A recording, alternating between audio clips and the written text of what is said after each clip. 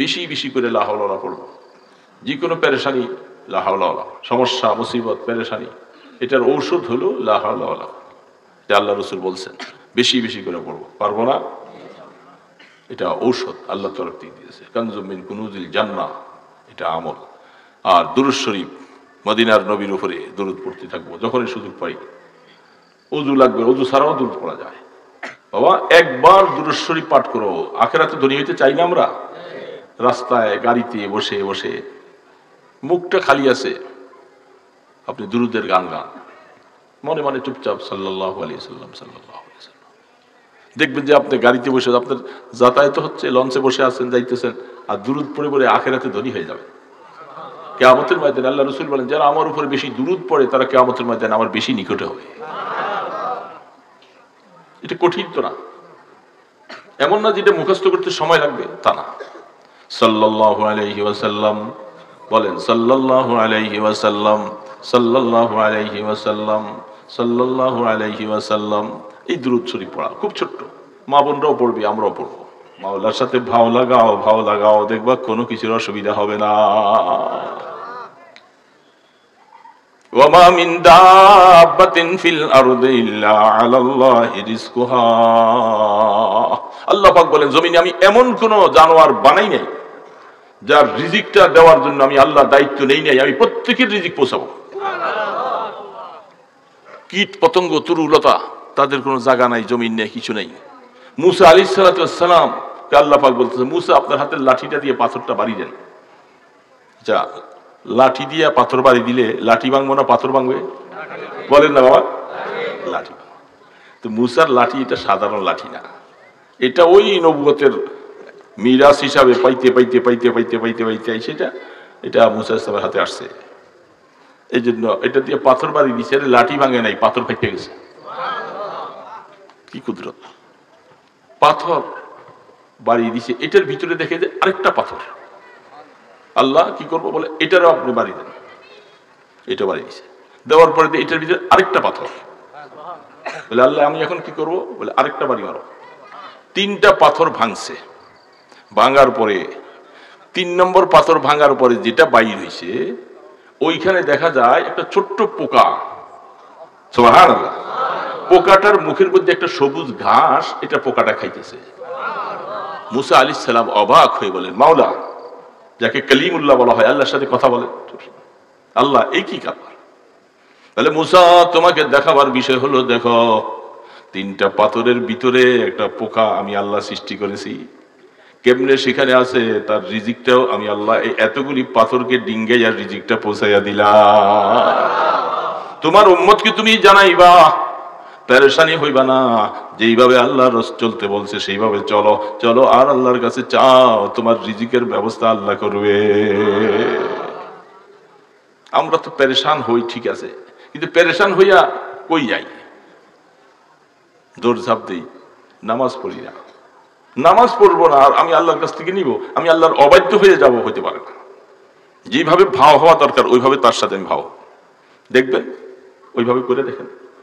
কয়দিন চাইছি, কয়দিন দোয়া করছি আল্লাহর কাছে, দোয়া করার সময় তো পাই না। নামাজটুকু একটু বললে ওই ইমাম সাহেবের সাথে একটু আল্লাহ, এটা তো কোনো, এটা কোনো মুনাজাত নাকি? এটা তো একটা আমাদের দেশে একটা রুসুম, এটা মুনাজাত না। মুনাজাত কাকে বলে? আল্লাহর সাথে নিরিবিলি কথা বলা। এই জন্য আপনি একা হয়ে যান, একা হন, মসজিদের কোনায়, ঘরের কোনায় বন্ধ করে এবার প্রাণ ভরে মাওলার কাছে চান। মাওলা সবার ভাষা বুঝে। আপনি আরবিতে পারেন না, বড় বড় মুনাজাত মুখস্থ করতে পারেন না, আপনার ভাষা তো আল্লাহ বুঝে।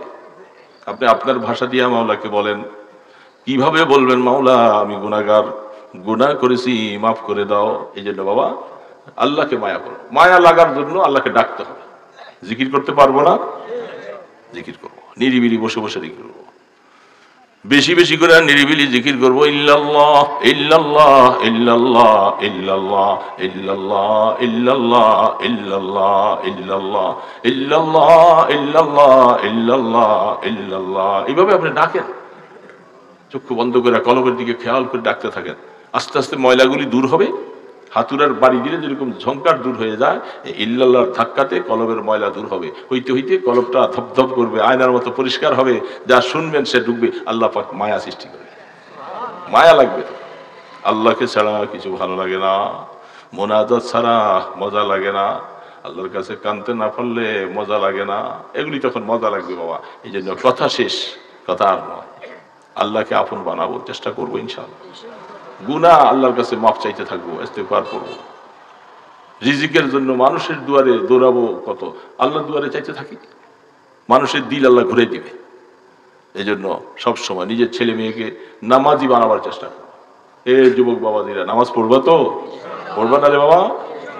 আমাদের সকলের অন্তরের মধ্যে জান্নাতে যাওয়ার আশা আছে না নাই?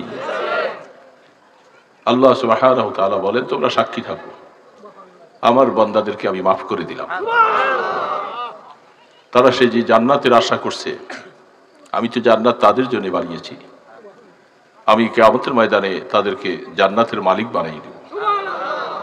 পাশাপাশি রাসূল করিম সাল্লাল্লাহু আলাইহি সাল্লাম বলেন, ওহুম কওমুল লা ইয়াশকা জালিসুহুম,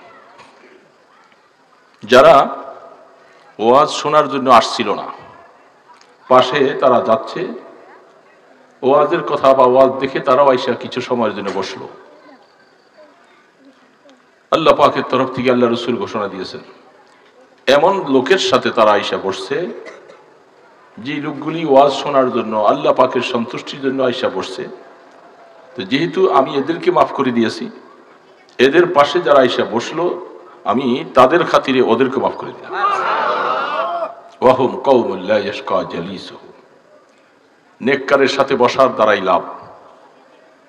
যদি আমি তাদেরকে মাফ না করি, তাহলে আমার এই বান্দাগুলি যেগুলি আমার উদ্দেশ্যে বসছে, তাদেরকে লজ্জা দেওয়া হয়।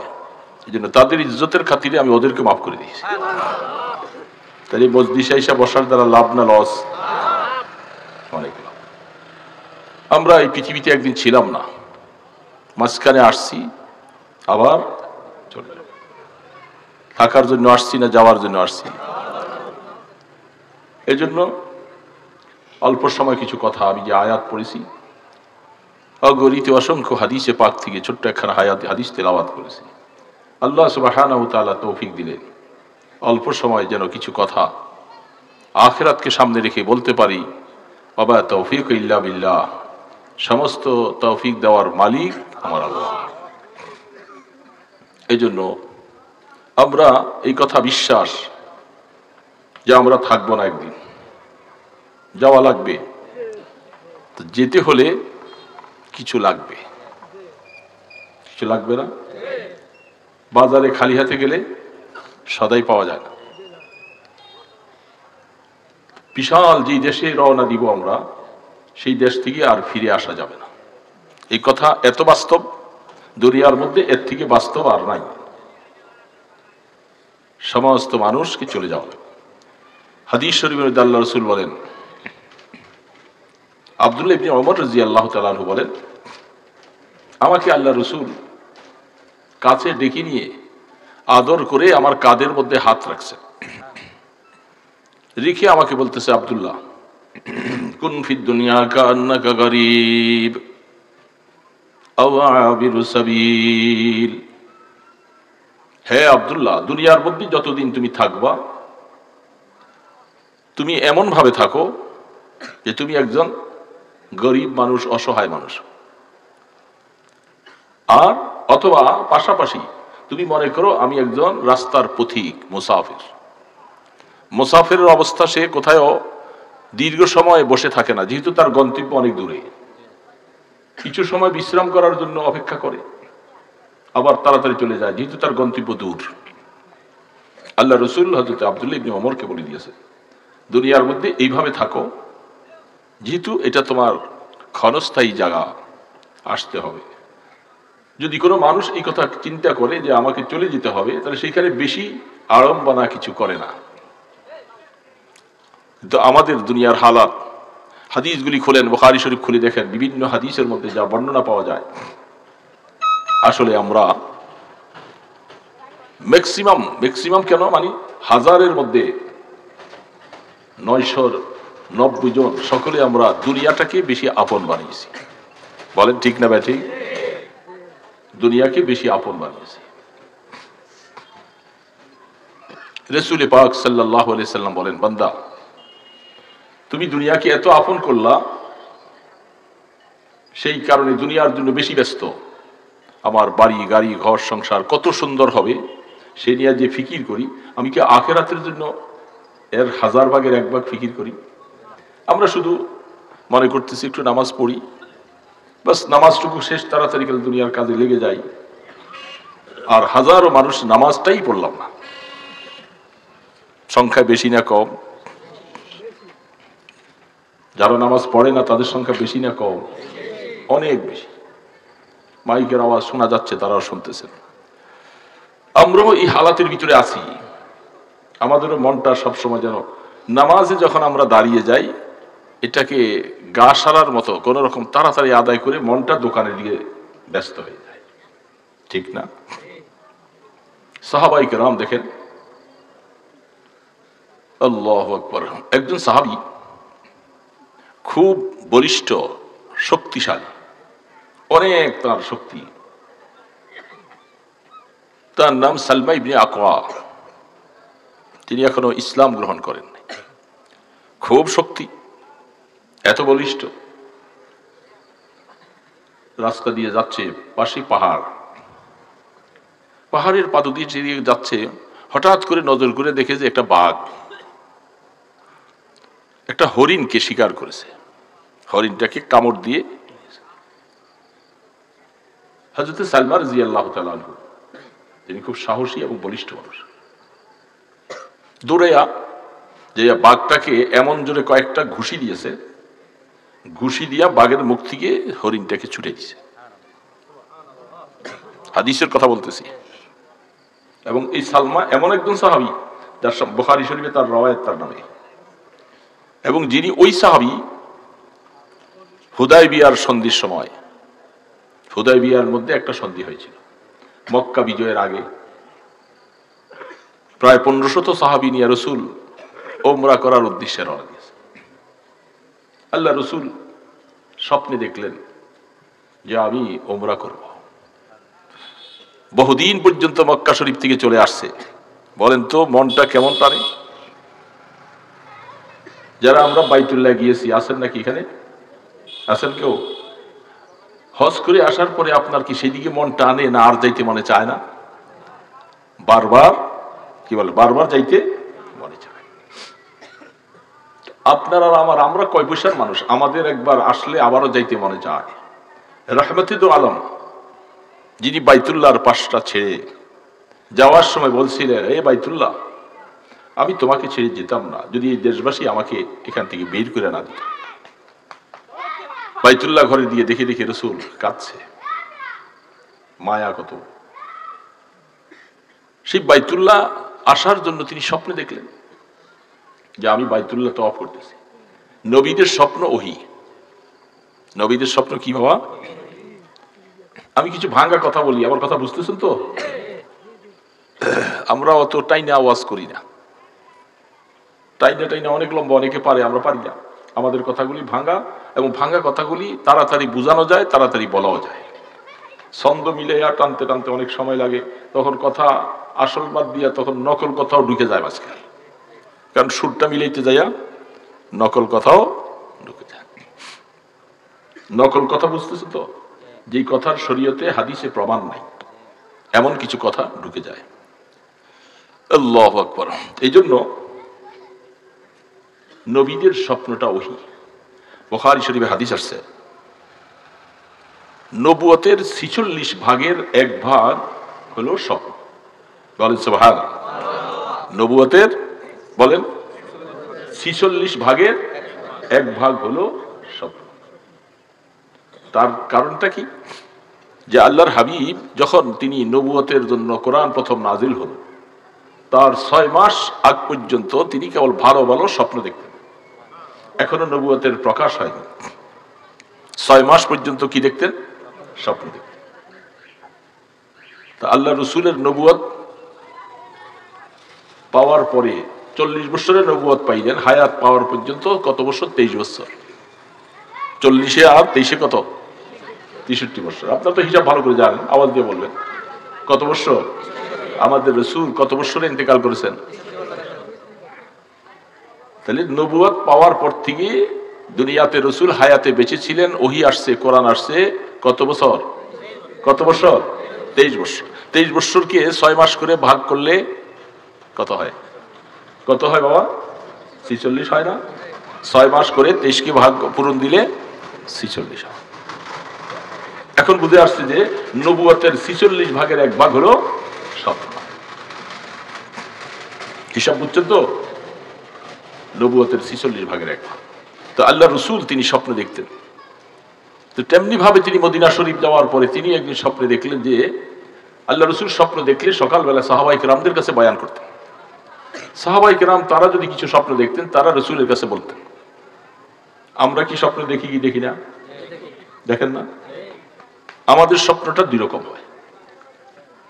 একটাকে রুইয়ায়ে সালেহা বলা হয়, নেক স্বপ্ন, ভালো স্বপ্ন। আরেকটাকে আদগাসে আহলাম বলা হয়, যেগুলি শয়তান থেকে আসে, ধারণার থেকে আসে, চিন্তার থেকে আসে, যেটাকে সবসময় চিন্তা করতে থাকি, রাত্রে শুইলে ওটা স্বপ্নে দেখি। কি ব্যাপার, ঠিক না ঠিক বলেন?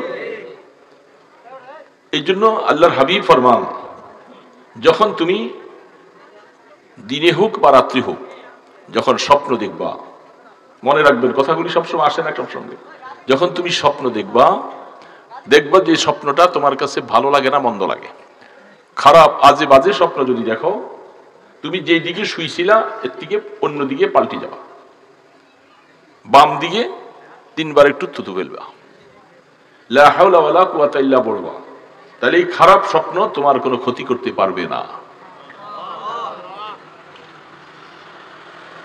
আর যখন ভালো স্বপ্ন দেখবা, এই স্বপ্নটা সবার কাছে বয়ান করো না, সকলে স্বপ্নের ব্যাখ্যা বলতে পারে না, বড় আলিম হোক বা যাই হোক স্বপ্নের ব্যাখ্যা সকলে বলতে পারে। তোমার ভালো বন্ধু মানুষ, বুঝবান মানুষ যে স্বপ্নের ভালো তাবির করতে পারে তার কাছে স্বপ্নটা বলবা। সে যদি বলতে নাও পারে তাহলে তোমার জন্য খারাপ মন্তব্য করবে না। যদি স্বপ্নটার ব্যাপারে তোমার জন্য খারাপ মন্তব্য হয়ে যায়, মনে রাখবা এটা তোমার জন্য খারাপ ডেকে আনছে। স্বপ্নটা খারাপ না, স্বপ্নটা ভালো ছিল, কিন্তু সে স্বপ্নের তাবির জানে না, উল্টা করছে। এই জন্য আমাদের কাছে অনেক সময় অনেকে স্বপ্ন নিয়ে আসে, আমরা এই কথা বলে দিয়েছি বহুবার, বা অন্য কারো কাছে বলার আগে আসবা, আরেকজনের কাছে বলবা, আর সে যখন স্বপ্নের একটা ব্যাখ্যা করবে ওইটাই তোমার ফলে যাবে। এটা পাখির পায়ের মতো এরকম সে স্বপ্ন ঘুরতে থাকে, যখন তাবির হবে তখন এটা তার উপরে পতিত হবে। এই জন্য স্বপ্ন, ভালো স্বপ্ন যার তার কাছে বলবো না, বুঝবান মানুষের কাছে, ভালো লোকের কাছে বলবো, সে ভালো তাবির করবে। এটি তকদিরি মাসালা, ভালো তাবির করলে এটা তোমার ভাগ্য খোলা, যেটাকে হাদিসের মধ্যে বলেন যালিকা বুশরা লিল মুমিন। যেহেতু নবুয়ত নাই, ওহীর দরওয়াজা বন্ধ, নবী নাই, নবী কি আর আসবেন আবার ফিরে? তিনি চলে গেছেন আমাদের মাঝে, আর এইভাবে ফিরে আসবেন না। স্বপ্ন যেটা তুমি দেখলা, এটা আল্লাহ পাক মুমিন বান্দাকে স্বপ্নের মাধ্যমে তাকে আগাম কিছু সুসংবাদ জানিয়ে দেয়, তার জন্য এটা ফলবে, এটা ফলবে, অগ্রিম তাকে জানিয়ে দেওয়া হয়। তিলকা বুশরা আজিলুন, মনে রাখবা এটা তোমার জন্য সুসংবাদ। হয়তো এটা এই বছরও ফলতে পারে, অথবা 2 বছর পরে ফলবে, অথবা তোমার জন্য এটা আরো কয়েক বছর পরে ফলবে। এটা তোমার জন্য একটা ভালো সুসংবাদ তোমাকে জানিয়েছে, তুমি দেখবার সময়ের অপেক্ষা করবা, স্বপ্ন ফলে যাবে। এই জন্য ভালো স্বপ্ন। তো রাসূল করিম সাল্লাল্লাহু আলাইহি ওয়াসাল্লাম, আপনারা তো বললেন না, আমি বলছি, আপনারা বললে কি সব হতো না? জীবনে মাসালা, আল্লাহ রসুলের উপরে দুরুদ পড়া জীবনে একবারের জন্য ফরজ, আর মজলিসের মধ্যে প্রথমবার বলা ওয়াজিব, তারপরে যতবার রসুলের নাম আসবে তারপরে দুরূদ শরীফ পড়া সুন্নত। এখন আপনি বলবেন হুজুর আমি তো পড়ছি অনেকবার, এখন বারবার পড়লে সুন্নত হয়তো আদায় করলাম না, কিন্তু সওয়াব থেকে মাহরুম হয়ে গেলেন। আপনি তো বসেই আছেন, এখানে কোনো কাজ তো নাই, এরকম কাজ আছে? তা আপনি যদি মুখটা খুলি সাল্লাল্লাহু আলাইহি সাল্লাম বলেন, তাহলে লাভ কি আপনার না নবীর? ওই ছেলে দুইটা, এই তোমরা এখানে বসে কি করতেছো, যেটা সারা জগৎকে শেষ করে ফেলছে, মজলিসে বসে ওই কাজ। এ যুবক বাবা, বুঝো বুঝো, বুঝছেন নি কি জিনিসটা? এটাই আমাদের আমাদেরকে, আমাদের ছেলে মেয়েদেরকে, যুবকদেরকে, যুবতীদেরকে ধ্বংস করে দিচ্ছে, সন্দেহ নেই। উপকার যেটুকু, এর থেকে অপকারের সংখ্যা হাজার করে বেশি, বেশি না? এখন আমরা সবার হাতে, কোন সময় আমি কল্পনা করি নাই যে একটা রিক্সাওয়ালার হাতে মোবাইল থাকবে, এবং একজন কৃষক শ্রমিক কাজ করে রাজস্থাগার যুগালি, এটা আগে কখন চিন্তা করতাম না যে ওদের হাতে আবার মোবাইল আসবে করতে। আর এখন এমন কোন মানুষ নাই যে তার হাতে মোবাইল নেই, কারো কারো কাছে দুইটাও আছে। তো মোবাইল আসতে আসতে যখন শুনতাম যে এমন মোবাইল আসবে, এটা মানুষ যে কথা বলে তার চেহারা দেখা যাবে, আমি যখন এটা শুনছি, শোনার পর আমার কাছে অবাক লাগতেছে, বলে কি আরে এটা কি হয়। যখন বাস্তব বাইর হয়ে গেল তখন তো দেখি যে হা, আবিষ্কাররা আবিষ্কার করে দিয়েছে, ছেড়ে দিয়েছে, আগুনের খেলা খেলতে থাকো, এই আগুন দিয়ে কেউ জ্বলে সারখার হয়ে যাবে আর কেউ বেঁচে থাকবে। যারা বুঝবান তারা এটা চালাবে, খুব বুঝে শুনে চালাবে। নর্তকীর নাচ, বেগানা নাচ, ছেলে মেয়েদের পরস্পরে ভালোবাসা, প্রেম ইত্যাদি, কত সংসার বিচ্ছিন্ন হয়ে গেছে গা, আপন স্বামী ছেড়ে দিয়ে আরেক যুবকের সাথে চলে গেছে গা এই মোবাইলের মাধ্যমে। ঠিক না? ঠিক বলেন? আহা, এই জন্য যুবকরা তোমরা বুঝো, তোমাদের জীবন আরো সামনে আছে, সাবধানে চলবা, রাস্তা বহুত পিছলে হয়, খুব সাবধানে বুঝে বুঝে কদম দিতে হবে, পা পিছলে পড়ে গেলে শেষ। এই জন্য বলতেছিলাম যে আল্লাহর হাবিব রাহমাতে দু আলম মুহাম্মদ রাসূলুল্লাহ সাল্লাল্লাহু আলাইহি ওয়াসাল্লাম, বাবা একবার দুরূদ শরীফ পাঠ করো, আখিরাতে ধনী হইতে চাই না আমরা? রাস্তায় গাড়িতে বসে বসে মুখটা খালি আছে, আপনি দুরূদের গান গান, মনে মনে চুপচাপ সাল্লাল্লাহু আলাইহি ওয়াসাল্লাম সাল্লাল্লাহু আলাইহি ওয়াসাল্লাম। দেখবেন যে আপনি গাড়িতে বসে, আপনার যাতায়াত হচ্ছে, লঞ্চে বসে আছেন, যাইতেছেন, আর দুরূদ পড়ে পড়ে আখিরাতে ধনী হয়ে যাবে। কিয়ামতের ময়দানে আল্লাহ রাসূল বলেন, যারা আমার উপরে বেশি দুরূদ পড়ে তারা কিয়ামতের ময়দানে আমার বেশি নিকটে হবে। এটা কঠিন তো না, এমন না যেটা মুখস্থ করতে সময় লাগবে, তা না। সাল্লাল্লাহু আলাইহি ওয়াসাল্লাম বলেন, সাল্লাল্লাহু আলাইহি ওয়াসাল্লাম, সাল্লাল্লাহু আলাইহি ওয়াসাল্লাম, সাল্লাল্লাহু আলাইহি ওয়াসাল্লাম। এই দুরূদ শরীফ পড়া খুব ছোট্ট, মা বোনরাও পড়বে, আমরাও পড়বো।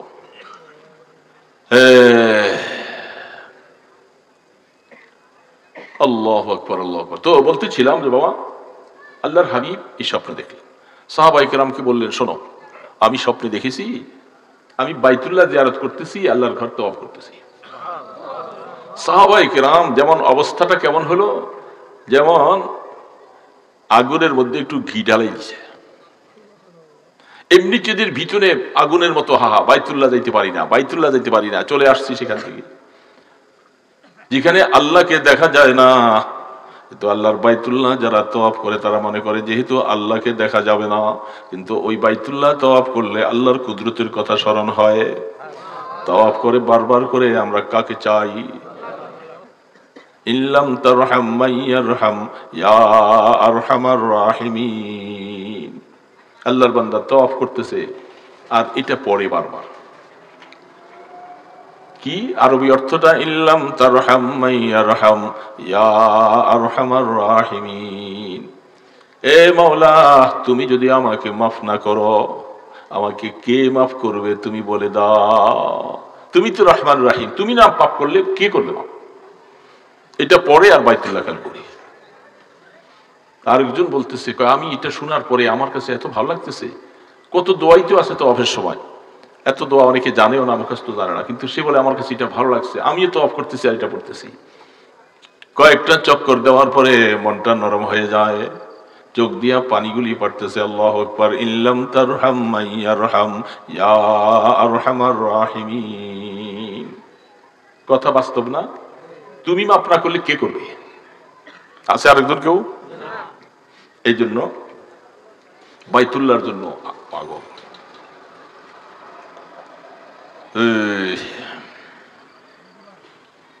সাহাবায়ে কেরাম খুশিতে বাগবাগ, যেহেতু রসুল দেখছে স্বপ্ন বাইতুল্লাহ তওয়াফ করতেছে, যা বেটা সবাই।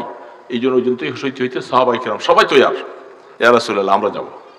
হইতে হইতে লোক সংখ্যা সাহাবায়ে কেরাম কোন কোন রাওয়ায়াতে লেখে 1500, 1400, 1600, এর মধ্যে বিভিন্ন মত। 1500 সাহাবী তৈরি হয়ে গেছে। ওগো আল্লাহর রাসূল যাও।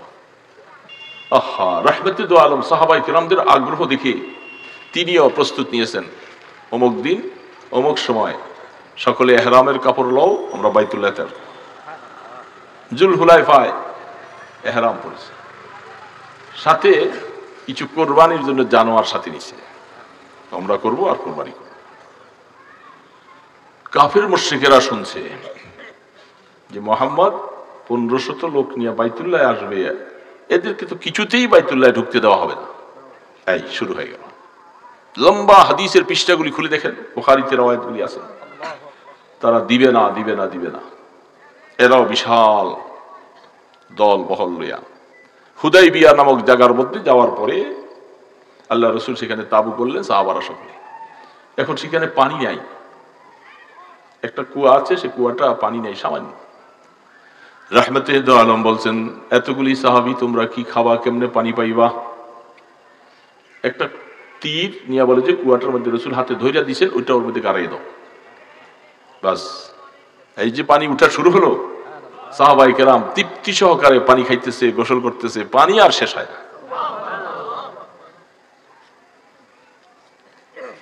আল্লাহু আকবার। সেখানে থাকলে লম্বা ঘটনা, আমি সেটা বলতেছি, শুধু সূত্রটা বলতেছি, বিশাল কথা। হাদিসের পৃষ্ঠার মধ্যে তো পৃষ্ঠাকে পৃষ্ঠা হুদাইবিয়ার কথা। কিছু কিছু সাহাবীরা, এই দেখেন বুঝবার জন্য বলতেছি, অনেক সময় বলতেছে রসুল স্বপ্নে দেখছে বাইতুল্লাহ যাইতেছে, সেখানে যাইতে পারবো না, এটা কেমন স্বপ্ন হলো? একটু দুর্বল ঈমানওয়ালারা একটু কিছু কিছু, এটা কেমন হলো? যারা সবল ঈমানওয়ালা তারা বলতেছে না। তখন আল্লাহ রসুল বলছে, তোমরা কেন চিন্তা করতেছো? আমি যে স্বপ্ন দেখেছি বাইতুল্লাহ যাচ্ছি, আমি কি সময় তোমাদেরকে বলছি কিনা? সময় তো আপনি বলেন নাই। আমরা সকলে পিরাপিরি কইরা বলছি, ইয়া রাসূলুল্লাহ তাড়াতাড়ি তাড়াতাড়ি যাও। রাসূল বলেন, আমি তো সময়ের কথা বলি নাই, আল্লাহ আমাকে সময় জানায় নাই, কিন্তু তোমরা বেশি তাড়াতাড়ি করছো। তো হুদাইবিয়া জায়গার মধ্যে যাওয়ার পরে সেখানে তাদের সাথে সন্ধি হয়েছে, চুক্তি হয়েছে। এটা আল্লাহ পাকের বহুত বড় হিকমত। 10 বৎসরের ভিতরে কেউ যুদ্ধ করবে না। আর ওই বৎসর বলছিল যে রাসূল আপনি চলে যাবেন এই বৎসর, আগামী বৎসর আসবেন, শুধুমাত্র 3 দিন থাকবেন, তরবারি খুলতে পারবেন না। এই সন্ধিটা কি কোরআন শরীফে সূরা ফাতাহ নাযিল হয়েছে, ইন্না ফাতাহনা লাকা ফাতহাম মুবিনা। এই যুদ্ধের মধ্যে সন্ধি হইয়া ফিরে চলে আসছে, এবং তারা যতগুলি চুক্তি করেছে সমস্ত চুক্তিগুলি সব তাদের পক্ষে, মুসলমানদের পক্ষে তেমন না। আল্লাহ রসুল বলেন এটি মাইনে নাও। সূরা ফাতাহ লম্বা। সাহাবায়ে কেরামরা কেউ কেউ বলতেছেন, এটা কেমন বিজয়ী আমাদের? বলে, হ্যাঁ খবরদার, এখানে সন্দেহ করা যাবে না। ওহী নাযিল হয়েছে, ইন্না ফাতাহনা লাকা ফাতহাম মুবিনা।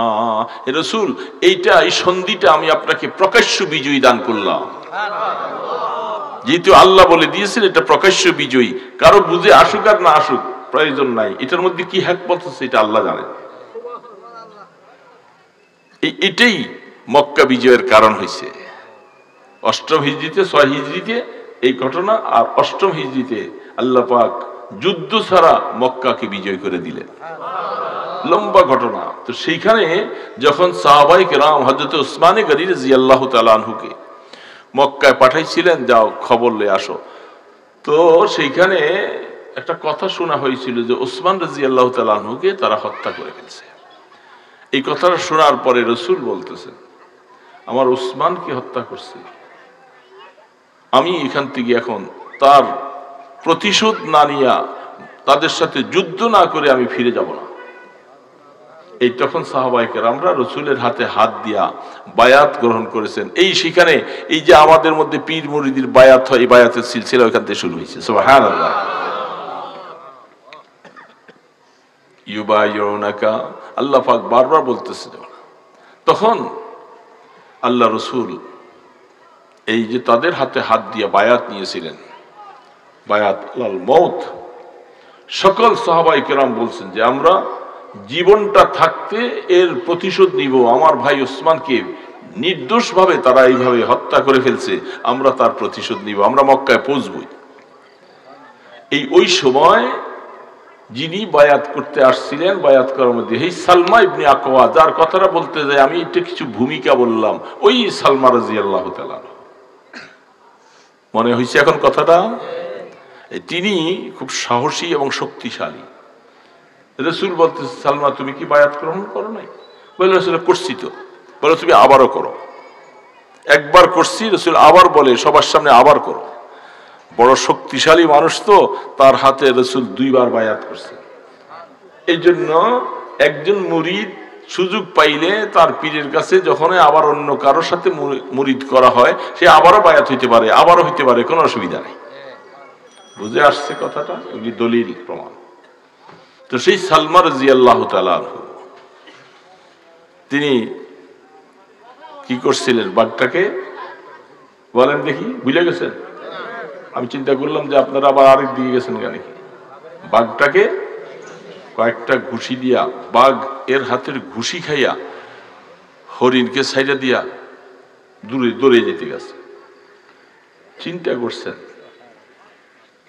বাঘ মানুষকে পাইলে শেষ করে ফেলে, আর ওনার হাতের ঘুষি খাইয়া বাঘ পালাইতেছে। দেখছে যে বাবা যে ঘুষি দিছে আর 2-1টা দিলে আমি মরে যাব। কঠিন হালাত। দূরে হরিণ তো মুখের থেকে ছুটা রক্তাক্ত অবস্থায় দিছে দৌড়, মরে নাই। আল্লাহ পাক বাঘটা দূরে যাইয়া তার দিকে চাইয়া আছে, চাইয়া থাইকা হরিণ চলে গেছে, বাঘের জবান খুলে গেছে, বাঘ মানুষের মতো কথা বলতে শুরু করেছে।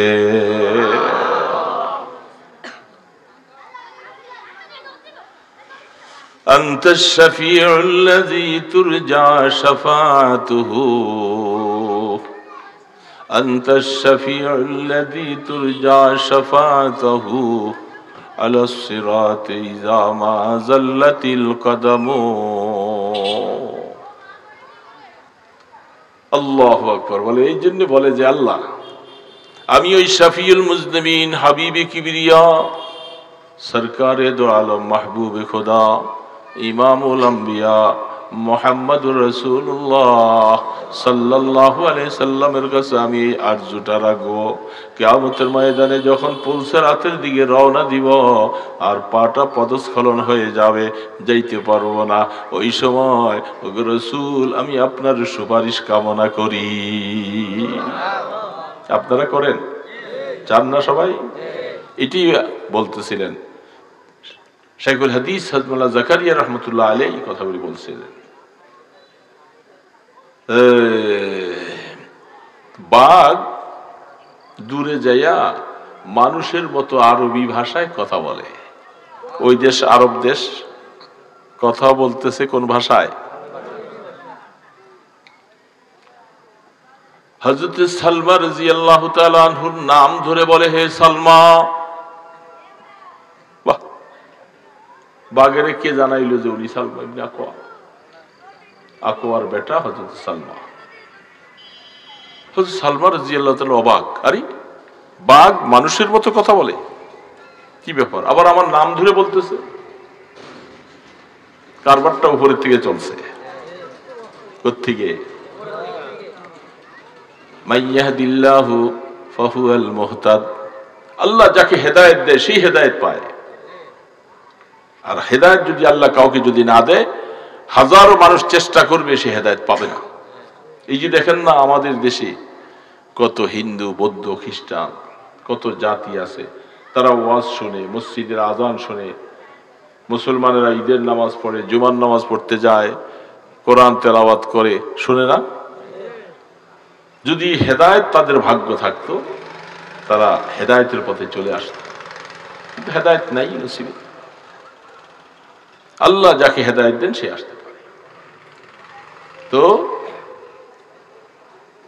হযরত সালমা রাদিয়াল্লাহু তাআলা আনহু বলেন, আমাকে বাঘ আমার নাম ধরা বলতেছে, সালমা ইবনে আকওয়া, তুমি আমার মুখের থেকে আল্লাহ আমাকে একটা রিজিক দিছিল, হরিণটা যে আমার রিজিক। তোমাদের যেরকম আল্লাহ রিজিক দিছে, আমাকে তো বাঘ হিসাবে আমার রিজিক দিছে। রিজিক দেয় না আল্লাহ পাক? প্রত্যেকটা জিনিসকে আল্লাহ রিজিক দেয়। একটা হয়তো একটার মাধ্যমে আমাদেরকে গরু জবাই করে, বকরি জবাই করে, এদের জীবন বিসর্জন দিয়ে আমাদেরকে রিজিক দিছে। মাছের জীবন বিসর্জন দিয়ে আমাদেরকে মাছ খাওয়ায়। একটা মুরগির জীবন শেষ করে দিয়ে আমাদেরকে মুরগি খাওয়ায়। এটা আল্লাহ পাকের কুদরত। কিসি মুরগে দর কাফে কিসমত খোরাক।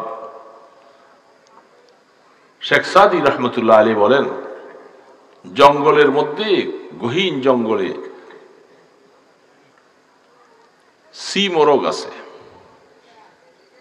এই সি মোরগ এটা এমন একটা অদ্ভুত জানোয়ার, এত বড়, দৈনিক তার খোরাক হইল 60টা হাতি। সুবহানাল্লাহ। শেখ সাদি রহমতুল্লাহ আলী বলেন, আল্লাহ ওই সি মোরগটাকেও আল্লাহ তার রিজিক ব্যবস্থা করে। আমরা তো রিজিকের জন্য পেরেশান, কোথার থেকে খাবো, কেমনে খাবো, কেমনে খাবো। আল্লাহ পাক বলে, বান্দা, রিজিকের জিম্মাদার আমি আল্লাহ। তুমি রিজিক তালাশ করবার জন্য দৌড়াদৌড়ি করো না, না, রিজিক তোমাকে তালাশ করে। রিজিক তোমাকে তালাশ করে। তুমি একটু মেহনত করো, চেষ্টা করো। দোকান বসায় দিলেই ব্যবসা হয় না। দোকান দিলেই ব্যবসায়ী হয়ে যায়, লাভ হয়ে যায়। আল্লাহ পাক যাকে দিবেন, এটার মধ্যে আল্লাহ একটা বরকত দেয়। আমাকে বলছে চেষ্টা করতে, আমি চেষ্টা করব। এই জন্য চেষ্টার পরে দেওয়ার মালিক কে? আল্লাহ। বান্দাকে চেষ্টা করতে বলছে। এই জন্য প্রত্যেকের রিজিক আল্লাহ পাক দিবেন। ঠিক জানোয়ারের রিজিক দিবে। নদীর মধ্যে কত অদ্ভুত অদ্ভুত জানোয়ার, এগুলো মাঝে মধ্যে দেখলে, নজর হলে দেখা যায় বিভিন্ন জিনিসের মধ্যে যে কত বড় বড় বিশাল জানোয়ার, এগুলারও আল্লাহ খাওয়াইতেছে, পালতেছে। তো তাদেরকে আল্লাহ খাওয়ায়। এদের কি জায়গা জমিন আছে, ব্যবসা বাণিজ্য আছে? তো এদেরকে তো আল্লাহ খাওয়ায়। তা আমরা আল্লাহ পাকের গোলামি করতেছি, আল্লাহকে ডাকতেছি, আল্লাহকে সেজদা দিতেছি, আল্লাহ আমাদেরকে খাওয়াবেন না? ওয়া ইয়াতাওয়াক্কাল আলাল্লাহ ফাহুয়া হাসবুহু। আল্লাহ পাক বলে, গোলাম, আমার গোলামি কর, তুই আমাকে সেজদা দে, আমার কথা মতো চল, তুই আমার উপরে ভরসা কর, তোর রিজিকের মালিক আমি আসমান থেকে পাঠাবো, তোর রিজিকের জন্য পেরেশান করা লাগবে। আসলে ইয়াকিন তো দুর্বল, ইয়াকিন দুর্বল। আজকেও জোহরের পরে বসছি, লোকজন মানুষ খুব বিরক্ত করে, ঝামেলা। আমাদের মাদ্রাসার মাহফিল আগামী বৃহস্পতি শুক্রবার 2 দিন ব্যাপী আমাদের মাহফিল। এই জন্য আমি খুব ব্যস্ত। মাহফিলটা অনেক বড়। ওই যে আমাদের এক ছাত্র আছে, যে আপনাকে এখানে, আমাদের এখান থেকে পড়ে আসছে, কি নাম জানি তোমার? আশরাফ আলী। ওই যে বাবুরহাট মোড়েই তাকে বাড়ি, তারও অনেক আছে। আমাদের মাহফিলটা একেবারে 2 দিনে কমপক্ষে আমাদের এখানে 10,000 মানুষকে খাওয়ানো হয়। সুবহানাল্লাহ বলে, ওয়ালা ফাখরা আলাইহি। এটা আল্লাহর মেহেরবানি। মাহফিল শেষে প্রথম দিন প্রায় 4 থেকে 4,500 মানুষ, দ্বিতীয় দিন 5,000 5,500 মানুষ। তাদেরকে মাহফিল শেষে সুন্নত মতো দস্তর বিছাইয়া প্লেটের মধ্যে 4 জন 4 জন করে বসে খাওয়ানো, বিরিয়ানি খায়। এতে প্রায় 8 থেকে 10 লাখ টাকা খরচ হয়। তো মাদ্রাসা এটা আল্লাহ পাক করাইছেন, অনেক টাকা ঋণ। আমাদের ওস্তাদদের 1 মাসে তাদের খানার টাকা সহ তাদের বেতন হইল 13.5 লক্ষ টাকা। 1 মাসে বেতন। এই 2টা মাস বেতন অল্প অল্প করে বেতন দিতে পারতেছি না, পেরেশানি। এই আমাদের মাহফিলে আসতেছে খুব পেরেশান। 2 জন মানুষ আসছে, হুজুর একটু কথা বলবো। বলেন। দুজনে আসছে, ব্যবসার হালাত ভালো না, অবস্থা খারাপ ব্যবসা। আমি বললাম যে আমার কাছে আসছেন, তা আমি কি করব? তার উদ্দেশ্য হলো অন্য অন্য জায়গার মধ্যে গেলে একটা তাবিজ দেয়, তাবিজ দিলে দোকানে লটকা, এরকম আছে না? আমি বললাম, ভাই আমার জীবনে আমি তাবিজ জানি না, আমি বোকা টোকা মানুষ, আমার কাছে তাবিজ নাই। আমার কাছে আসছেন, আমি আপনাকে নিয়ম বলে দেই। রিজিকে বরকত দেনওয়ালার মালিক আল্লাহ। নামাজগুলি রেগুলার পড়বেন, 5 ওয়াক্ত নামাজ। দাড়িগুলি যে কামাইতেছেন, দাড়িগুলি আর কামাবেন না। তারপরে বললাম রাত্রির শেষ ভাগে উঠে একটু তাহাজ্জুদ নামাজ পড়েন, পড়ে 2 চোখের পানি ছেড়ে আল্লাহর কাছে কাঁদতে থাকেন। কয়েকদিন করেন আর আল্লাহর কাছে বলে যে আল্লাহ তুমি তো রিজিকের মালিক, কষ্টে আছি, ব্যবসা বাণিজ্য লস ইত্যাদি, মাওলার কাছে চাও। 1 সপ্তাহ করে দেখো, ব্যবসার চাকা আল্লাহ ঘুরাই দিবে। সে 2 বার 3 বার, এর থেকে বেশি কিছু আমার কাছে নাই, আমার সময় নষ্ট করবেন না, জানবা কষ্ট করতে রাজি না। কেবল তৈরি কেবল তাবিজ দাও, তাবিজ বানাই দিলে পানি দিলে কেউ খাওয়াইব। আশ্চর্য অবস্থা। কষ্ট করো, মেহনত করো, 5 ওয়াক্ত নামাজ হও, সুন্নতের উপরে আসো, মদিনার নবীকে ভালোবাসো, রাসূলের উপরে দুরূদ পড়ো, শেষ রাত্রে উঠে একটু চোখের পানি ছেড়ে আল্লাহর কাছে কান্দো। বেশি দিন লাগবে না, কয়েকদিন করে দেখো, আমার আল্লাহ তোমার সব মুশকিলকে আসান করে দিবে। এটা হাদিসের কথা, আমার কথা না, আমি তো ওনাকে বলে দিছি। রাত্রির শেষ ভাগে উঠে যখন এইভাবে আল্লাহর কাছে দোয়া করো, আল্লাহ পাক বলেন আলা মিন মুস্তাগফিরিন ফাগফির আলাহ, আলা মিন মুস্তারযিকিন ফারযুক আলাহ। এই রিজিকে কষ্ট পাইতেছো কে? আমার কাছে উঠো, উঠে রিজিক চাও, আমি তোমার রিজিক দিব। হাদিসের মধ্যে তো আল্লাহ রাসূল বলে দিয়েছে, আমি সেটা বলে দিয়েছি, আপনি সেই কাজ করেন। সেটা করবো না শুধু কাল হুজুর একটা তাবিজ দিয়ে দেন, বাস তাবিজ পুজা খাইলে কাজ হইব না, এটা আমার কাম না। সেই জন্য দোস্ত মেহনত করতে রাজি না। ছেলে বিদেশ পাঠাবে, কত আসে, বিরক্ত করে মাঝে মধ্যে অনেক আসে, শুধু ছেলেটা বিদেশ পাঠাবো। হ্যাঁ অনেক, আপনি ছেলে বিদেশ পাঠাবেন, ছেলেকেও বলেন আপনিও বলেন, 2 জন মাওলার সাথে সম্পর্ক লাগান। যেহেতু নিবেন তো মাওলার থেকে, তো সম্পর্ক করবেন কার সাথে? মাওলার সাথে সম্পর্ক করো। আল্লাহ বারবার বলতে আছে তুমি সম্পর্ক আমার সাথে করো, তোমার কোনো অসুবিধা হবে না। মাল্লাহুল মাওলা ফালাহুল কুল, আমাকে বন্ধু বানাও, দুনিয়ার কোনো মানুষ তোমার বন্ধু ছাড়া থাকবে না, সব তোমার বন্ধু হয়ে যাবে। আর আমার সাথে দুশ্মনী করো, দুনিয়ার সব মানুষকে বন্ধু বানাইতে চাও, দেখবা যাকে ধরবা সে ছুটা যাবে, সব দুশ্মন হবে। বাবা গ্রাম দেশে আছে, আপনাদের দেশে, আমাদের দেশও আছে। ছোটবেলায় মুরগির বাচ্চা 8টা 10টা 11টা 20টা করে এরকম এক একটা মুরগি অনেক সময় বাচ্চা দেয়, দেয় না? বাচ্চাগুলি মুরগি সহ টক টক টক টক করে ঘুরে। সন্ধ্যার সময় আসলে এখন মুরগিটা ধরবে, ঘরে নিবে। এখন বাচ্চা এই 2টা ধরে খাঁচায় রাখে, 3টা ফাল দিয়ে পড়ে যায়, আবার ওই 2টা আনে। তো বুদ্ধিমান চালাক মহিলারা কি করে, গপ করে মুরগিটারে ধরে, মুরগিটা ধইরা খাঁচার ভিতরে দিলে ওই বাচ্চাগুলি টকটক করতে করতে মার কোলে এসে পড়ে। ঠিক না ভাই? ঠিক। এই জন্য বলতেছি বাবা, মানুষের সাথে মহব্বত সম্পর্ক রাখো, ভালো কথা। মনের অবস্থাটা আল্লাহর সামনে পেশ করে দাও, মাওলা আমি গোলাম তোমার, মাওলার সাথে ভাও লাগাও, ভাও লাগাও, দেখবা কোনো কিছুর অসুবিধা হবে না। ওয়ামা মিন দাব্বাতিন ফিল আরদি ইল্লা আলাল্লাহি রিজকুহা,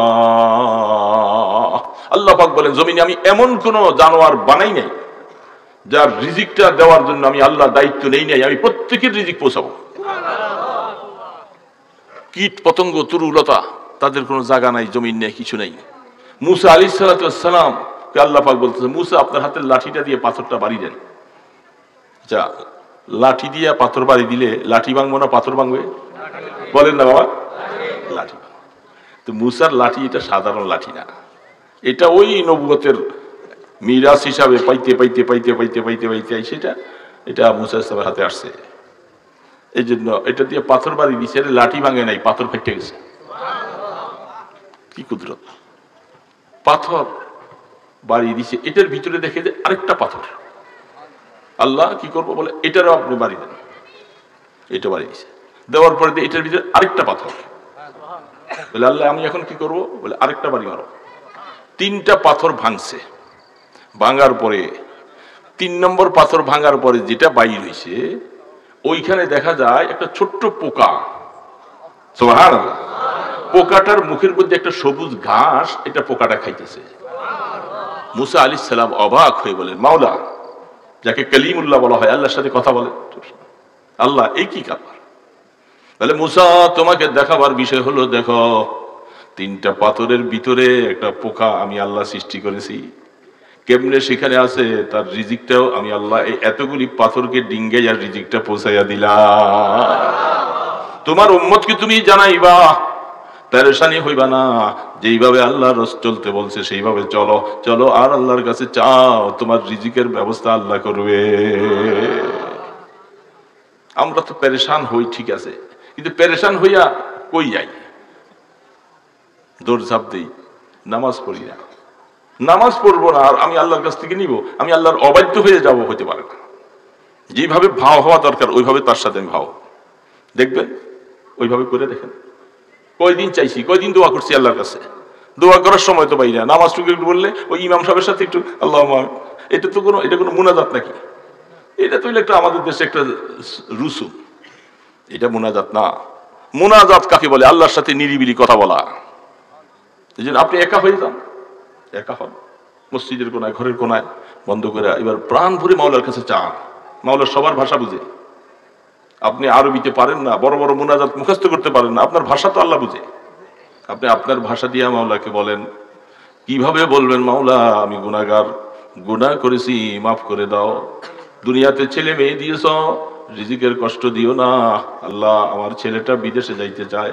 আমরা অনেক সময় বলে থাকি, বাবা বিদেশে যাইতে চায়, আমাদের কথা হলো দোয়া করতেছি ওইটা, যে আল্লাহ যদি আপনার জন্য যদি মঙ্গল রাখে, ভালো রাখে, তাহলে যেন ব্যবস্থা করে দেয়। আর যদি ভালো আল্লাহ পাক মনে না করে, সেখানে যাইও আপনার কোনো ফায়দা হবে, টাকা পয়সা সব মাইর যাইব, আবার যেই খালি আব্দুল্লাহ ফিরাইবা। কি ঠিক না? ঠিক বলেন। এই জন্য মাওলা যদি আপনার জন্য মঙ্গল রাখে, কারণ কোরআনে আয়াত আছে, আসা আন তুহিব্বু শাইআন ওয়া হুয়া শাররুল লাকুম, আসা আন তাকরাহু শাইআন ওয়া হুয়া খায়রুল লাকুম। আল্লাহর কোরআন বলতেছি, জীবনের বহুত জিনিস আছে, তুমি চাইতেছো এটা তোমার হয়ে যাক। এরকম আমরা চাইলে অনেক কিছু। আল্লাহ পাক বলে, আমি দেখি এটা যদি আমি বান্দাকে দিয়া দেই তার ক্ষতি হবে, সে জানে না, এই জন্য তার এই দোয়া আমি কবুল করি না, কারণ সে জানে না এটার ভবিষ্যৎটা কি, আমি আল্লাহ জানি। আবার জীবনে এমন বহু জিনিস আছে বান্দা চায় না, এটা যেন না হয় না হয় না হয়। আল্লাহ বলে, আমি দেখতেছি এটার মধ্যে আমার বান্দার উপকার আছে, না চাইলেও আমি জোর করে দিয়া দে। আল্লাহ আল্লাহ আল্লাহ, বাবা কি বলবো। তো রিজিকের মালিক আল্লাহ। ওই বাঘটাকেও আল্লাহ হরিণ একটা রিজিক দিছে, ওই কথা মনে আছে না? রিজিক দিছে। এখন বাঘ বলতেছে, এই সালমা ইবনে আকওয়া, আমার মুখের থেকে আমার রিজিকটা কাইটা নিয়ে গেলা, তুমি আমার রিজিকটা কেন কাইটা নিলা? হযরত সালমা রাদিয়াল্লাহু তাআলা আনহু অবাক হয়ে গেলেন। তখন বলতেছে, কি আশ্চর্য কথা, বাঘ মানুষের মতো কথা বলে, আবার আমার নামও বলে, এটা কি? বাঘ পাল্টা জবাব দিতেছে, তুমি আমার কথা শুনে তুমি খুব আশ্চর্য হয়ে গেলা? সালমা, শোনো, তোমার মতো একজন পালোয়ান শক্তিশালী মানুষ, বড় আশ্চর্য বিষয় হলো মুহাম্মদুর রাসূলুল্লাহ সাল্লাল্লাহু আলাইহি সাল্লাম, তিনি মক্কা থেকে হিজরত করে মদিনায় চলে গেছে, মানুষকে ইসলামের দিকে দাওয়াত দেয়, মক্কাবাসী তাকে বাইর করে দিয়েছে। তোমার মতো এত শক্তিশালী মানুষটা তুমি এখনো ইসলাম গ্রহণ করলা না, এটা আমার কাছে বড় আশ্চর্য লাগে। বাঘের মাধ্যমে আল্লাহ হেদায়েত দিয়েছে। হযরত সালমা ইবনে আকওয়া রাদিয়াল্লাহু তাআলা আনহু দেরি করে নাই, সরাসরি সফরটা ওই দিকে মদিনার দিকে রওনা। বোঝা গেছে আল্লাহ পাক আমাকে হেদায়েত দিতে চান, আমি কেন হেদায়েতের বাহিরে থাকব, আমি কেন কলেমা পড়বো না? আমার সাথে আমার কত সাথী বন্ধুরা তারা কলেমা পড়া বড় বড় সাহাবী হয়ে গেছে, আমি কেন অবুঝ থাকবো? মদিনার দিকে রওনা দিয়েছে। সাওয়ারি দ্রুত গতিতে যায়। মসজিদে নববীর পাশে সাওয়ারি বাইন্দা সুন্দর করে হাউজের মধ্যে পরিষ্কার হইয়া গোসল করে কাপড় চোপড় পিঁধা মসজিদের নববীর দিকে যায়। মসজিদের নববীর মধ্যে ঢুকে দেখে রহমতের দো আলম বসা। আল্লাহর হাবিবের সামনে যাওয়ার সাথে সাথে রাসূল বলে, সালমা কেন তুমি আসছো? বাঘের সাথে তোমার কি ঘটনাটা ঘটেছে রে সালমা, আমাকে কি একটু শোনাইবা নাকি? সুবহানাল্লাহ। أنت الشفيع الذي ترجى شفاعته على الصراط إذا ما زلت القدم। হযরত সালমা ইবনে আকওয়া বলে, ইয়া রাসূলুল্লাহ, অবাক হয়ে গেলাম, কোথায় আমার সাথে বাঘের সাথে কি ঘটলো আপনি এখানে বসা বললেন? বলে, আমি বললাম আমার তো বলার কোনো ক্ষমতা নাই, তোমার ঘটনাটা আমার আরশের মালিক আল্লাহ আমাকে জানাইয়া দিছে। দেরি করব না, বহুদিন পিছিয়ে গেছি। সাথীরা অনেকে ঈমান গ্রহণ করে বড় বড় সাহাবী হয়ে গেছে। রাসূল তাড়াতাড়ি হাত বাড়াও। রাসূলের মোবারক হাত ধরে পড়তেছে, লা ইলাহা ইল্লাল্লাহ মুহাম্মাদুর রাসূলুল্লাহ। কালেমা পড়ে মুসলমান হয়ে গেল। সাহাবায়ে কেরাম সকলে খুশি যে এত বড় পালোয়ান, কত চাইছিলাম হয় নাই, এখন আল্লাহ পাক হেদায়েতের নূর দিলে ঢাইলা দিছে, এখন আর দূরে থাকতে পারবে না, সাহাবী হয়ে গেছে। দেখেন আল্লাহ সুবহানাহু ওয়া তাআলা যদি কাহাকে হেদায়েত দিতে চায় বাবা, সে যতই উল্টা রাস্তায় চলতেছে আল্লাহ তার গলার মধ্যে ধইরা ধইরা টাইনা লই আসবে। रिश्ते माँ गर्दन अफगंदा दोस्त मी बुरद हर जाके खातिर खायोस। আল্লামা জালালউদ্দিন রুমি রাহমাতুল্লাহ আলাইহি বলে, এই ইমানদার মুসলমান ভাইরা আমার, আল্লাহ পাকের কাছে কুদরতি একটা রশি আছে। আল্লাহ যদি কোনো মানুষকে হেদায়েত দিতে চায়, আল্লাহর দিকে যদি তাকে নিতে চায়, কুদরতি রশিটা তার গলার মধ্যে লাগাইয়া দেয়। লাগাই দিয়া যখন টানতে থাকে তখন আল্লাহর বান্দা আল্লাহ ছাড়া আর কিছু বোঝে না। ইয়াদ হক আমুদ গজায়ে রোহেরা মারহাম আমুদ ঈদলে মজরুহেরা। এই জন্যই আল্লাহ আরে বলে, বান্দা আল্লাহকে ডাকো, আল্লাহকে ভালোবাসো, নিরিবিলি বসে বসে লা ইলাহা ইল্লাল্লাহ লা ইলাহা ইল্লাল্লাহ লা ইলাহা ইল্লাল্লাহ মুহাম্মাদুর রাসূলুল্লাহ সাল্লাল্লাহু। আল্লাহকে ডাকো, এটা এমন একটা ঔষধ, তোমার দিলের মধ্যে আল্লাহর মহব্বত ঢুকতে থাকবে, ঢুকতে থাকবে। মুখ দিয়া পড়বা, আল্লাহ পাক দিলটাকে খুলে দিবে, দিলের মধ্যে মহব্বত ঢুকতে থাকবে। এ বাবা আল্লাহকে ডাকবা, আল্লাহকে মহব্বত করবা, নিরিবিলি বসে বসে মাওলাকে ডাকবা। সারাদিনের মধ্যে আল্লাহকে কতবার ডাকছি, সময় পাই না, ঠিক না? সময় পাই না। নিরিবিলি বসো, মাওলার মতো আপন কেউ নাই বাবা, কেউ নাই মাওলার মতো। নিরিবিলি বসে বসে মাওলাকে ডাকো, একটা তসবিহ হাতে নাও, চুপচাপ বসে বসে মাওলা ঘরের কোনায় আসো, মসজিদের কোনায় আসো, দোকানে বসে বসে আড্ডা দেওয়ার থেকে মসজিদের বারান্দায় বসে বসে তসবিহ পড়ো, দেখবা মজা কাকে বলে। আরে বাবা, মজা লাগাইতে হলে তো একটু মজাওয়ালার সাথে সম্পর্ক লাগাইতে হবে। একটু ডাকে, আপনার নাতি দাদু দাদু দাদু দাদু বলে ডাকতে থাকে, আপনার ছেলে আব্বু বলে বলে ডাকতে থাকে, কি মায়া লাগে, লাগে কি লাগে না? কেউ যদি বলে মায়া লাগে না, বোঝা গেল যে আপনি রাসূলের হাদিসের উপরে আমল নাই। ছোট বাচ্চাদেরকে মায়া করেন না, দাদু নাতি কি মায়ার। আল্লাহ রসুল দেখাই দিছে নাতির সাথে দাদা নানার কি সম্পর্ক, কি ভালোবাসা। তো আপনার দাদি, আপনার ছেলে আপনাকে এত সুন্দর করে ডাকে, আপনার কাছে মায়া লাগে, তার জন্য কিছু না নিয়ে আপনি আসেন না, আগে আমি আল্লাহ তোমাকে এরকম মায়া লাগাই। ইয়াদ হক আমুদ গজায়ে রোহেরা মারহাম আমুদ ঈদলে মজরুহেরা। যাদের দিল শক্ত হয়ে গেছে, কঠিন হয়ে গেছে, তারা আল্লাহর জিকির করো, নিরিবিলি বসে বসে মাওলাকে ডাকো, দেখবা তোমার এই ক্ষত বিক্ষত দিলটা এটা সুন্দর আল্লাহর নূর দিয়া পড়ে যাবে। हम गुनाहगार और तू गफ्फार है, हम बरे आइबों से तू सत्तार है, आजिज़ी हम जुर्महा करदा बसे निस्तिमारा गायरे तू दीगर कसे। আল্লাহ তুমি ছাড়া আমার আর কেউ নেই। আল্লাহকে সত্যিকার যদি আপন বানাইতে হয়, এটাই মনে আসতে হবে। যত কিছু দেখতেছি ছেলে মেয়ে বাবা বন্ধু বান্ধব, এরা আসলে আমার তেমন আপন না, কারণ মরার পরে এরা আমার কিছু করবে না। আর এখন মরে গেলেই তো দেখবেন কতক্ষণ পর্যন্ত ঘরের মধ্যে থেকে ভয় পায়, তাড়াতাড়ি লাশটা বাইর করে রাখো, ওই মসজিদ থেকে খাটাই না বাহিরে বাইরে চাটাই দিয়া কিছু দিয়ে বাহিরে রাখো, কারণ ঘরে রাখা যায় না। ঘর ওলারা বাচ্চারা সবাই ভয় পায়। কি এই ঘর বানাইলা এত কষ্ট করে, এত সুন্দর করে, বিদেশ থাকছো, কামাই করে আনছো, লক্ষ লক্ষ টাকা পাঠাইছো, বানাইছো, এখন মরে গেছে, এখন ছেলে বাচ্চারা ভয় পায়, তাড়াতাড়ি খাটাই না বাইরে দিয়ে আসে। এটার নামই দুনিয়া। দুনিয়া বেওফা, বেওফা। আল্লাহ পাক বলতেছে, বান্দা আমাকে আপন বানাও, তোমার দুনিয়াতে মৌতও আমি হব, কবরে আমি হব, হাসরে আমি হব, পুলসেরাতে আমি হব, সব জায়গায় আমি তোকে পার করে দিব।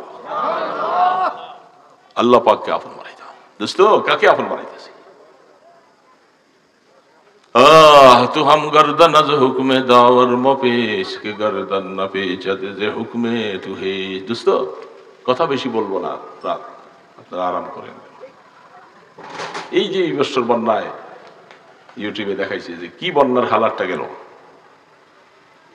পানির স্রোতের সাথে মা বাইসা যায়, বাবা বাইসা যায়, কেউ কাউকে বাঁচাবার মতো অবস্থা নাই, কেউ বাঁচাবার। বাবা মারা গেছে, কি করবে? ওই কলা গাছ একটার মধ্যে উঠে দিছে বাসায়। এই তো হায়াত, এটা জিন্দিগিটা আমার চোখে দেখার মধ্যে। এগুলো দেখেও কি একটু হাসিল করি না?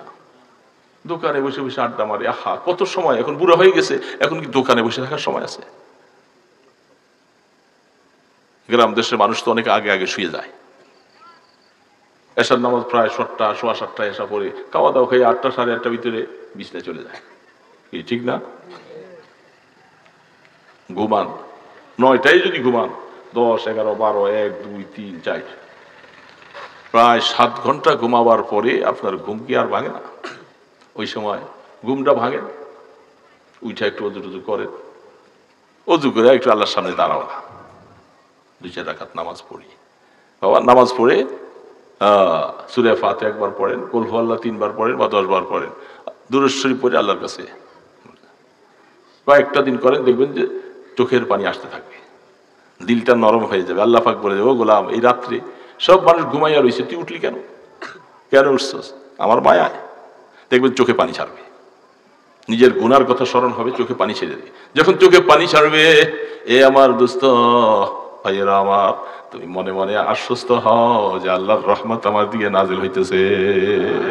না তোমার চোখে পানি ছাড়তো না, যখন চোখে পানি ছেড়ে দিছে বুঝবেন যে আল্লাহর রহমত আসতেছে, গুনাহ মাফ হওয়ার ব্যবস্থা হইতেছে। কি চাবো আল্লাহর কাছে, ব্যবস্থা আল্লাহ করবে, ব্যবস্থা আল্লাহ করবে।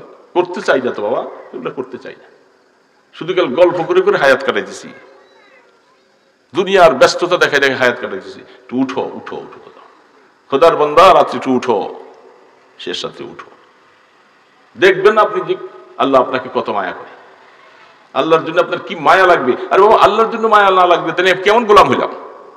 আমি কি গোলাম হয়েছি? আমি আল্লাহর জন্য মায়া লাগে না আমার? মায়া তো আল্লাহ কি করবো, কাকে করবো? আর এই জন্য আল্লাহকে মায়া করা দরকার। বারবার গেলে ডাকতে থাকবো, লা ইলাহা ইল্লাল্লাহ, লা ইলাহা ইল্লাল্লাহ, লা ইলাহা ইল্লাল্লাহ মুহাম্মাদুর রাসূলুল্লাহ। মদিনার নবীর জন্য মায়া লাগে না? কত মানুষ দেখেন রওজার সামনে। এখন তো হালাত অন্যরকম হয়ে গেছে, আগের মতো অবস্থা নাই। আগে রওজা পাকের সামনে দেয়া দাঁড়ানোর সুযোগ ছিল, রওজার সামনে ওই পিলারের পাশে একটু দাঁড়ান দিতে। এখন কতটা ভাগ ভাগ করে এখান দিয়ে যান, ওইখান দিয়ে যান, এখান দিয়ে যান, সেখানে দাঁড়াইতে দেয় না। অনেক সময় পিছনে দিয়ে দাঁড়াবে তাও দেয় না। সেই জন্য অনেক সময় আশেকরা পাগল হয়ে যায়, মদিনার আশেগোলারা সেখানে পাগল হয়ে যায়, বেশি কান্ত দেন এরা। এরা মনে করে কবরওয়ালার কাছে কিছু চায় কিনা, এই তারা বিভিন্ন রকমের বেশি শক্তি করে তারা। এই জন্য ওই পাশে পিলারের পাশে দাঁড়াইয়া থাকা রওজা আথার দিকে কতক্ষণ নজরে চাইয়া থাকেন আর সালাম দিতে থাকেন। বলেন যে আমার মতো একটা গোলাম আমাকে আল্লাহ তুমি বাংলাদেশ থেকে সফর করাইয়া তোমার বন্ধুর কবরের সামনে আনছো, যাকে আমি সালাম দিতেছি, আমার রাসূল সালামের জবাব নিজে দিতেছে, সেখানে যে সালাম কি মায়া। ইয়া খায়রা মান দুফিনাত বিল কারি আযমুহু ফাতাবা মিন তিবিহিনাল কারু ওয়াল আকামু। আজীব হালা। এমন জাত আল্লাহ তুমি এখানে দাফন করেছ, যার শরীরের সাথে মাটি লাইগা মাটিটার দাম আল্লাহর আরশ থেকে বেশি। এই রসুলের শরীরের সাথে যে মাটি লাগছে, যেন মদিনাওয়ালার জন্য মায়া লাগবে না, আল্লাহর জন্য মায়া লাগবে না, তবে কি গোলাম আমি? গোলামটা কেমন গোলাম হয়েছি আমি? শুধু আমার ছেলে মেয়েদেরকে মায়া করবো? এই জন্য বাবা আল্লাহকে মায়া করো। মায়া লাগার জন্য আল্লাহকে ডাকতে হবে। জিকির করতে পারবো না, জিকির করবো, নিরিবিলি বসে বসে জিকির করবো, বেশি বেশি করে নিরিবিলি জিকির করবো। ইল্লাল্লাহ ইল্লাল্লাহ ইল্লাল্লাহ ইল্লাল্লাহ ইল্লাল্লাহ ইল্লাল্লাহ ইল্লাল্লাহ ইল্লাল্লাহ ইল্লাল্লাহ ইল্লাল্লাহ ইল্লাল্লাহ ইল্লাল্লাহ। এইভাবে আপনি ডাকেন, চক্ষু বন্ধ করে কলবের দিকে খেয়াল করে ডাকতে থাকেন। আস্তে আস্তে ময়লাগুলি দূর হবে। হাতুড়ার বাড়ি দিলে যেরকম ঝংকার দূর হয়ে যায়, ইল্লাল্লাহর ধাক্কাতে কলবের ময়লা দূর হবে। হইতে হইতে কলবটা ধপধপ করবে, আয়নার মতো পরিষ্কার হবে। যা শুনবেন সে ঢুকবে। আল্লাহ পাক মায়া সৃষ্টি করে, মায়া লাগবে। আল্লাহকে ছাড়া কিছু ভালো লাগে না, মোনাজাত ছাড়া মজা লাগে না, আল্লাহর কাছে কানতে না পারলে মজা লাগে না। এগুলি তখন মজা লাগবে বাবা। এই জন্য কথা শেষ, কথা আর নয়। আল্লাহকে আপন বানাবো, চেষ্টা করবো ইনশাআল্লাহ। গুনাহ আল্লাহর কাছে মাফ চাইতে থাকবো, ইস্তেগফার করবো। রিজিকের জন্য মানুষের দুয়ারে দৌড়াবো, কত আল্লাহর দুয়ারে চাইতে থাকি। মানুষের দিল আল্লাহ ঘুরে দিবে। এই জন্য সবসময় নিজের ছেলে মেয়েকে নামাজি বানাবার চেষ্টা করবো। এ যুবক বাবাদিরা, নামাজ পড়বা তো? পড়বা না রে বাবা? নামাজ পড়ো। নামাজের মাধ্যমে তো আল্লাহর সাহায্য চাইবা। মুসলমান নামাজ পড়বে না তো নামাজ পড়বে কারা? হিন্দুরা পড়বে, ইহুদি খ্রিস্টান। তো মুসলমানও পড়বে না, তো তাহলে আল্লাহ নামাজটা দিচ্ছেন কার জন্য? এটি বড় আফসোস। আমার মুসলমানরাও পড়ে না, হিন্দু কাফের মুশরিক এরাও পড়ে না। তা আল্লাহ পাক বলে, তা আমাকে সেজদা কারা দিবে? তোমরা সেজদা দিলা না। এই জন্য সবসময় চেষ্টা করবো, যত ব্যস্ততাই হোক আমার নামাজ যেন ছুটে না যায়। পারবো না ইনশাআল্লাহ। তো দোয়া করি। আর কেউ আছে? এখানে কোনো কথা আছে আপনাদের? মসজিদের সভাপতি কফিউদ্দিন শেখ উনি মাহফিলে 20,000 টাকা দিয়েছেন, আর দেশপর যারা আছে মামুনের টাকা দিয়েছে, সহজে দোয়া চাই। আচ্ছা আচ্ছা, মাশাআল্লাহ। যে এটাই মাহফিলের তো এই উসিলায় না হলে মাহফিল হবে কেমন করে? সবসময় একটা ভালো কাজ। এই যে 2-4টা কথা আমরা বললাম, শুনলাম, যদি আল্লাহ পাকের বান্দাদের দিলের মধ্যে যদি আমলের আগ্রহ পয়দা হয়, পুরা টাকাওয়ালারা সওয়াব পেয়ে যাবে। তারা বলবে যে আমাদের সার্থক হলো মাহফিল, মাহফিলে করে হাঁটতে হয়। এই জন্য সবার জন্য দোয়া করো, নেক আমল যেন করতে পারি। আল্লাহকে বলে যাব না, নামাজ রেগুলার পড়বো, চেষ্টা করবো তো ইনশাআল্লাহ। আস্তাগফিরুল্লাহাল্লাযী লা ইলাহা ইল্লা হুয়াল হাইয়ুল কাইয়্যুম ওয়া আতুবু ইলাইহি। আস্তাগফিরুল্লাহাল্লাযী লা ইলাহা ইল্লা হুয়াল হাইয়ুল কাইয়্যুম ওয়া আতুবু ইলাইহি। আস্তাগফিরুল্লাহাল্লাযী লা ইলাহা ইল্লা হুয়াল হাইয়ুল কাইয়্যুম ওয়া আতুবু ইলাইহি। লা হাওলা ওয়া লা কুওয়াতা ইল্লা বিল্লাহিল আলিয়্যিল আযীম। বেশি বেশি করে লা হাওলা ওয়া লা পড়বো। যে কোনো পেরেশানি লা হাওলা ওয়া লা, এগুলোর উপরে বলবো না, কথা বললে লম্বা হয়ে যাবে। সমস্যা, মুসিবত, পেরেশানি, এটার ঔষধ হলো লা হাওলা ওয়া লা। এটা আল্লাহ রাসূল বলছেন, বেশি বেশি করে পড়বো। পারবো না, এটা ঔষধ আল্লাহ তরফ থেকে দিয়েছে। কানজুম মিন কুনুজিল জান্নাহ, এটা আমল। আর দুরূদ শরীফ, মদিনার নবীর উপরে দুরূদ পড়তে থাকবো যখনই সুযোগ পাই। ওযু লাগবে, ওযু ছাড়াও দুরূদ পড়া যায়।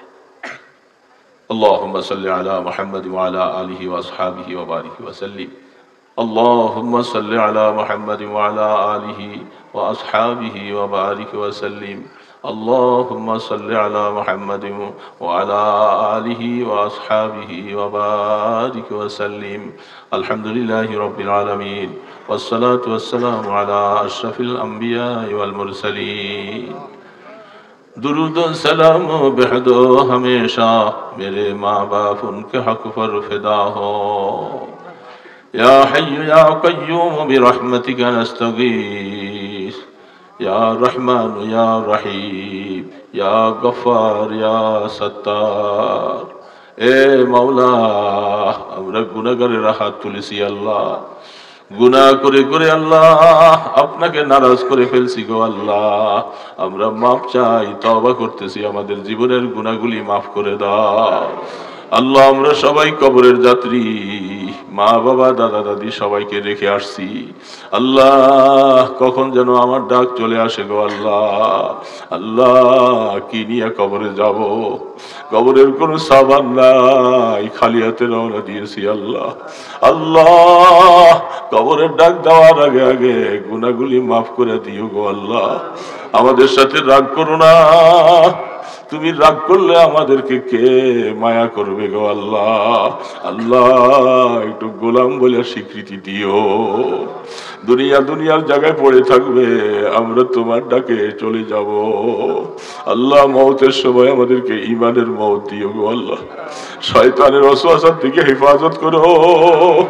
শয়তান আমাদের ঈমান নষ্ট করার জন্য চতুর্দিকে বেষ্টনী দিয়া আমাদেরকে ধোঁকা দিবে, ফেরেশতা পাঠাইয়া আমাদের ঈমানের হেফাজত করিও আল্লাহ।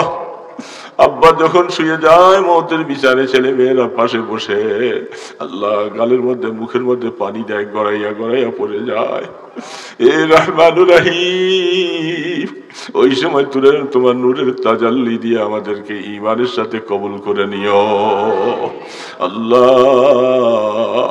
মওতের পরে আমাদের কবরটাকে রহমতের কবর বানাইয়া দিও আল্লাহ। এখন মওত হয়ে গেলে কয়েক ঘন্টা পরে ঠিকানাটা কবর হয়ে যাবে গো আল্লাহ। এই চশমা থাকবে না, গায়ের জামা কাপড় গুলি সব কেটে বাইর করে ফেলবে আল্লাহ। একটা চাদর দিয়া বাইরে ফেলে রাখবে, আর ঘরে নিবে না, আমাকে খাটের মধ্যে আর শোয়াবে না গো আল্লাহ। আল্লাহ কিছুক্ষণ পরে কবরের দেশে নিয়ে যাবে, সবাই চলে আসবে, আবার খবর নেওয়ার মতো আর কেউ থাকবে না গো আল্লাহ। আল্লাহ কবরকে আগুনের গর্ত বানাইও না, সাপ বিচ্ছুর গর্ত বানাইও না আল্লাহ। তিনটা প্রশ্ন করার জন্য ফেরেশতা কবরে আসবে, যদি প্রশ্নের জবাব দিতে না পারি কবরটা জাহান্নামের গর্ত হয়ে যাবে আল্লাহ। জবানে এই জবাবগুলি দিবার মতো তৌফিক দিও গো আল্লাহ। আল্লাহ আমরা ভুলে গেছি, তুমি আমাদেরকে ভুলে যাইও না। কিয়ামতের ময়দানে আমলনামা ডান হাতে দিও, মাথার উপরে সূর্যের তাপ হবে, মগজগুলি খসে খসে পড়ে যাবে। এ রহমানুর রহিম, তোমার আরশের নিচে একটু জায়গা দিও গো আল্লাহ। আল্লাহ তোমার বন্ধুর কাছে হাউজে কাউসার থাকবে, একটা গ্লাস পান করাই দিও, আর কোথাও পানি থাকবে না, কলিজাটা ফেটে যাবে গো আল্লাহ। দয়াল নবীর হাতে আমাদেরকে একটা গ্লাস হাউজে কাউসার দিও। এ রহমান, হিসাবের কড়াকড়ি করো না, তুমি হিসাব নিবা, যারা পরিমাণ করে হিসাব নিবা গো আল্লাহ। আমরা হিসাব দিবার মতো আমাদের কাছে কিছু নাই আল্লাহ। বিনা হিসাবে মাফ করে দিয়া জান্নাতুল ফিরদাউসের মালিক বানাই দিও আল্লাহ। পুলসিরাত পার হওয়া কঠিন মাসালা হবে গো আল্লাহ। তার নিচে জাহান্নাম ধাউ ধাউ করে জ্বলে, জাহান্নামীরা কেটে কেটে জাহান্নামে পড়ে যাবে আল্লাহ। তোমার বান্দা যাকে পার করাইবা সে 2 রাকাত ফজরের নামাজের সময় দিয়া পার হয়ে যাবে। এ রহমানুর রহিম, আমাদেরকে তুমি দুনিয়ার মধ্যে যতদিন রাখো আল্লাহ রিজিকের কষ্ট দিও না আল্লাহ। আল্লাহ তোমার রিজিক কত শিগাল কুকুরে খায়, আমরা তোমাকে সেজদা করি আল্লাহ, আমাদেরকে রিজিকের কষ্ট দিও না আল্লাহ। আল্লাহ প্রত্যেকের হালাল রিজিকে বরকত দিয়া দাও আল্লাহ। অসুস্থদেরকে শিফা দান করে দাও, সুস্থতার হায়াত দান করো, কঠিন জটিল রোগে আক্রান্ত করে দিও না গো আল্লাহ। তোমার ঘরে গিয়া তোমাকে সেজদা দেওয়ার তৌফিক দিও। আমাদের ছেলে মেয়েদেরকে হেদায়েত দিয়ে দাও, নামাজি মুত্তাকি বানাইয়া দাও। বেনামাজি সন্তানের বাবা আমাদেরকে বানাইও না আল্লাহ। আল্লাহ যুবকদেরকে নামাজি বানাও, দিলটা তোমার দিকে ফিরাইয়া দাও। একটা যুবককে আর তুমি বেনামাজি রাখো না আল্লাহ, তাদের দিল তোমার দিকে ফিরাও না গো আল্লাহ। মদিনার নবীর রওজার দিকে ফিরাইয়া দাও। রসুলকে ছাড়া আমরা কার কাছে যাব, নবীকে আমরা আপন বানাইবার তৌফিক দিও আল্লাহ। যারা মাহফিলের জন্য আয়োজন করেছে দিয়েছেন, টাকা পয়সা দিয়েছে, সবার দানগুলাকে কবুল করে নাও আল্লাহ। দুনিয়া ও আখিরাতের ভালাই নসিব করে দাও। যারা প্রবাসে আছে তাদের সকলকে ভালোভাবে থাকার তৌফিক দিও আল্লাহ। আত্রাফের মুসলমানদের ঘরে ঘরে আল্লাহ দ্বীনি হাওয়া চালু করে দাও আল্লাহ। কোরআন তেলাওয়াতের পরিবেশ দিয়ে দাও আল্লাহ। আল্লাহ দয়া করে মেহেরবানি করে আমাদের দুরুদ সালামের হাদিয়া সোনার মদিনায় পৌঁছায়া দাও। আপনার হাবিবের কদম মোবারকের উসিলায়, আপনার ইসমে আজমের উসিলায় আমাদের দোয়াগুলাকে কবুল করে নাও। সাল্লাল্লাহু তাআলা আলা খায়রি খালকিহি মুহাম্মাদিন ওয়া আলা আলিহি ওয়া আসহাবিহি আজমাইন বিরহমাতিকা ইয়া আরহামার রাহিমিন।